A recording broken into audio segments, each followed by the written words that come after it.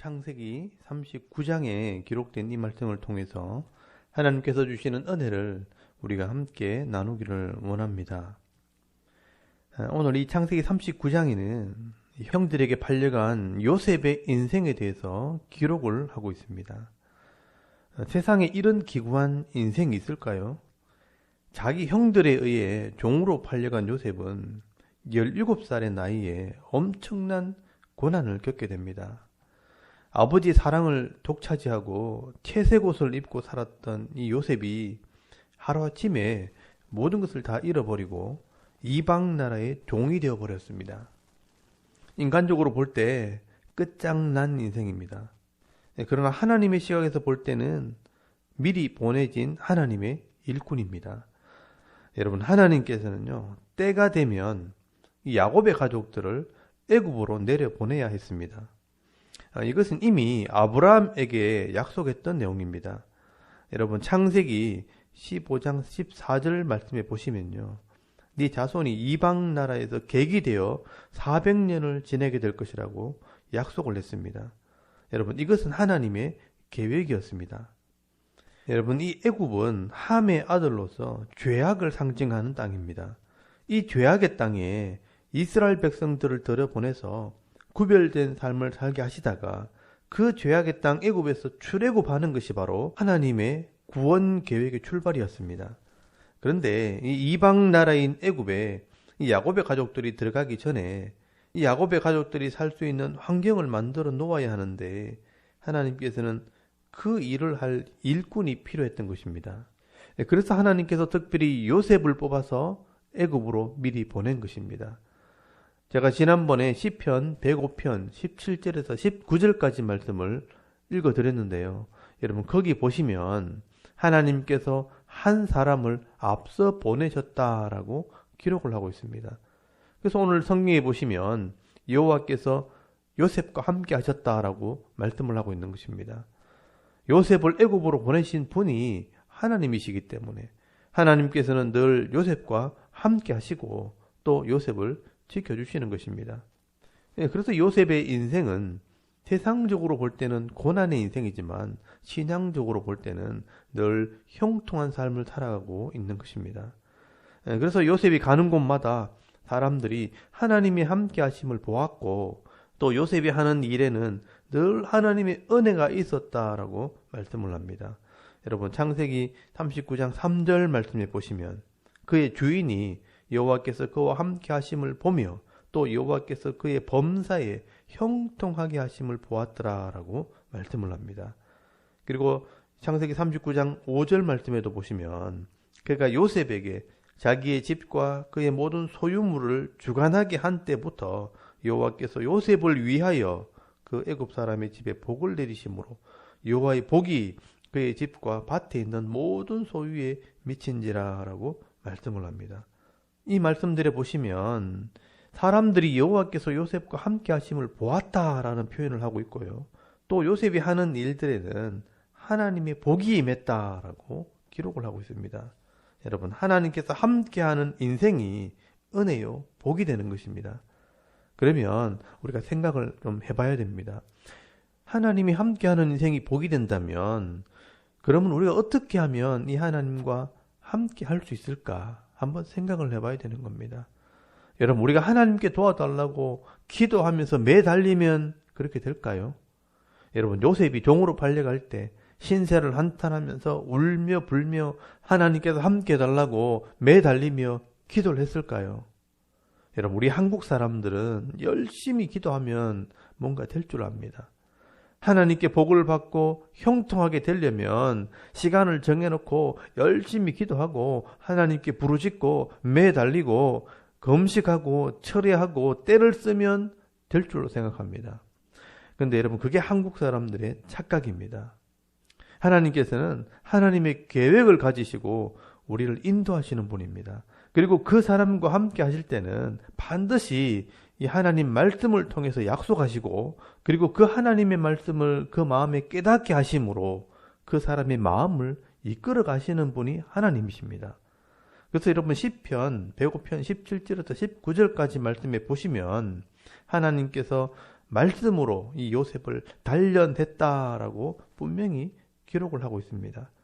여러분 요한복음 15장 말씀에 보시면요. 포도나무 비유를 통해서 예수님께서 말씀하시기를 하나님께서 함께 하시는 것이 어떤 것인가 설명해 놓았습니다. 거기 보시면 나는 포도나무요 너희는 가지라 그렇게 말씀하시면서 이 가지가 포도나무에 붙어 있어야 많은 열매를 맺게 될 것이라고 말씀을 합니다. 그리고 너희가 나를 떠나서는 아무것도 할 수 없다라고 말씀을 합니다. 여러분 이 가지는 나무를 떠나서는 아무것도 할 수 없습니다. 그러면 이 가지가 어떻게 포도나무에 붙어 있을 수 있는가? 너희가 내 안에 거하고 내 말이 너희 안에 거하면 무엇이든지 원하는 대로 구하라. 그리하면 이루리라 라고 말씀을 합니다. 가지가 포도나무에 붙어 있는 방법이 뭐냐?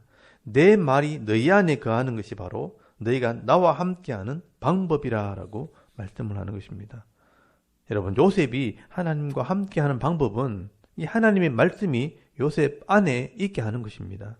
그래서 요셉은 하나님 말씀대로 살게 되고 그 말씀대로 사는 삶이 사람들에게 나타날 때 저 사람은 하나님과 함께하는 사람이라는 말을 듣게 되는 것입니다. 여러분 그 중에 대표적인 사건이 오늘 창세기 39장에 보디발의 아내가 유혹하는 장면으로 기록이 되어 있는 것입니다. 여러분 요셉은 하나님께서 함께하는 사람으로 정직하고 성실하게 일을 하게 됩니다.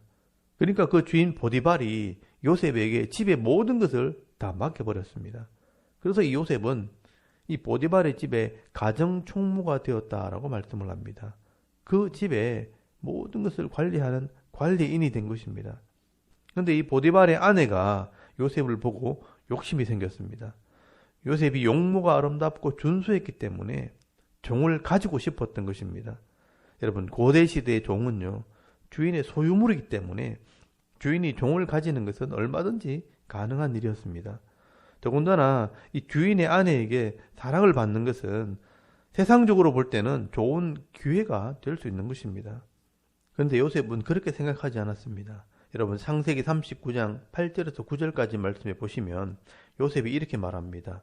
요셉이 거절하며 자기 주인의 아내에게 이르되 내 주인이 집안의 모든 소유를 간섭하지 아니하고 다 내 손에 위탁하였으니 이 집에는 나보다 큰 이가 없으며 주인이 아무것도 내게 금하지 아니하였어도 금한 것은 당신뿐이니 당신은 그의 아내임이라. 그런즉 내가 어찌 그 큰 악을 행하여 하나님께 죄를 지으리까 라고 말씀을 합니다.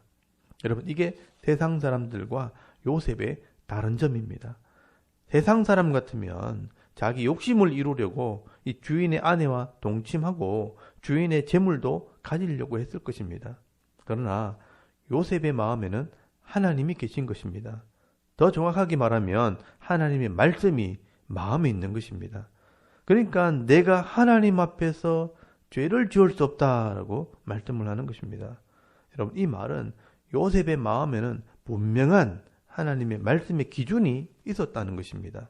이 말씀의 기준이 요셉의 삶을 인도해 가는 것입니다. 여러분 우리가 세상에서 이런 모습으로 살아가야 하는 것입니다. 세상이 우리를 유혹할 때 많은 돈을 벌 수 있고 즐겁게 살 수 있고 잘 먹고 잘 살 수 있다고 하면서 거짓을 요구하고 음란을 요구하고 죄를 요구할 때 아닙니다. 저는 하나님을 믿는 사람입니다. 할 수 없습니다. 라고 말할 수 있어야 하고요. 또 그런 삶을 보여줘야 하는 것입니다. 그런데 요셉은 이런 정직함 때문에 결국 감옥에 들어가게 됩니다. 불이익을 당한 것입니다. 이런 불이익을 당하는 것이 요셉이 하나님의 사람이라는 증거입니다. 그래서 오늘 창세기 39장 17절 이하에 보시면 이 보디발의 아내가 요셉이 나를 겁탈하려고 했다고 남편에게 고발을 합니다. 그래서 이 요셉은 누명을 쓰고 감옥에 들어갑니다. 그래서 20절 말씀에 왕의 제수들이 갇힌 감옥에 들어가게 되었다라고 말씀을 합니다. 그런데 여러분 놀랍게도 요셉은 감옥에 갔지만 성경에는 하나님께서 함께 하셨다라고 말씀을 하고 있습니다.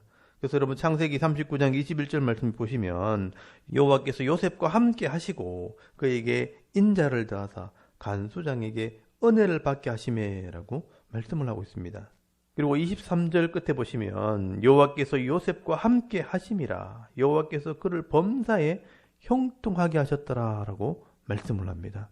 여러분 이렇게 하나님께서 함께 하시는 삶은 어디를 가든 형통한 자가 되어지고 복 있는 자의 삶이 되어지는 것입니다.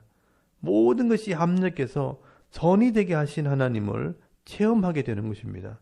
여러분 오늘도 우리가 이 하루 삶을 살아갈 때 이 하나님 말씀을 마음에 묵상하면서 하나님과 동행하는 삶을 사실 수 있기를 바랍니다. 그래서 세상 속에서 악인의 꾀를 따르지 않고 죄인의 길에 서지 않고 오만한 자의 자리에 앉지 않고 오직 여호와의 율법을 즐거워하면서 이 말씀을 순종하는 사람이 되어질 때 가는 곳마다 형통한 자의 삶을 살게 되어지고 하나님께서 함께 하심으로 은혜의 삶, 이 복 있는 자의 삶을 살아가는 저와 여러분의 이런 영적인 삶의 모습이 되실 수 있기를 주의 이름으로 축원합니다. 아멘. 우리 잠깐 기도드리겠습니다. 오늘도 이 하나님 말씀에 순종하는 믿음의 사람으로 살아서 형통한 자의 삶을 살게 하옵소서. 자신을 위해서 기도하시고요. 또 나라와 민족과 섬기는 교회를 위해서 특별히 오늘은 어린이날인데 우리 가정과 자녀들의 믿음을 위해서 기도해 주시고요. 또 오늘 내가 해야 할 일들을 위해서 기도하면서 오늘 하루 삶을 또 시작할 수 있기를 바랍니다. 다 같이 우리 하나님께 한번 기도드리겠습니다. 살아계신 하나님 은혜를 감사합니다. 오늘 이 아침에 하나님을 예배하게 하시고